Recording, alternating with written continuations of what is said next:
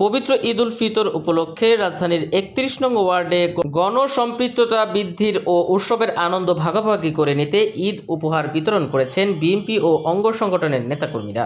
বাংলাদেশ জাতীয়তাবাদী দল বিএনপির চেয়ারম্যান ও প্রধানমন্ত্রী তারেক রহমানের নির্দেশে এবং ঢাকা ৭ আসনের মাননীয় সংসদ সদস্য হামিদুর রহমানের দিক নির্দেশনায় এ কর্মসূচি আয়োজন করা হয়।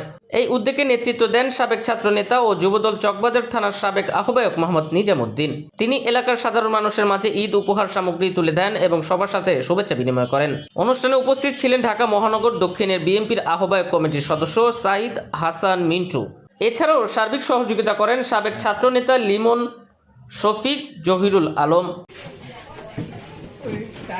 পরে নয়ন, কাদের, রাসেল সহ বিএনপি ও অঙ্গ সংগঠনের বিভিন্ন পর্যায়ের নেতাকর্মীরা উপস্থিত থেকে কর্মসূচিকে সফল করতে গুরুত্বপূর্ণ ভূমিকা পালন করেন।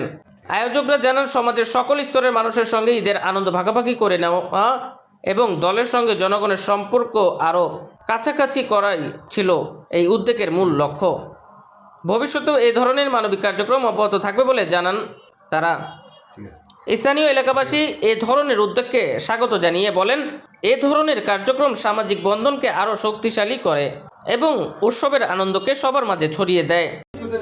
বাংলাদেশের প্রধানমন্ত্রী বিএনপি চেয়ারম্যান জনাব তারেক রহমান ও ঢাকা ৭ আসনের নবনির্বাচিত মাননীয় সংসদ সদস্য আলহাজ হামিদুর রহমান হামিদ ভাইয়ের নির্দেশে গণসম্পৃক্ততা বাড়ানোর লক্ষ্যে আজকে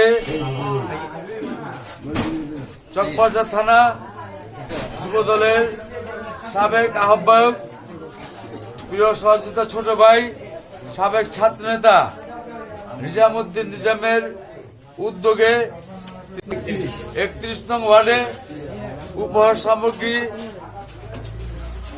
ঈদ উপহার বিতরণ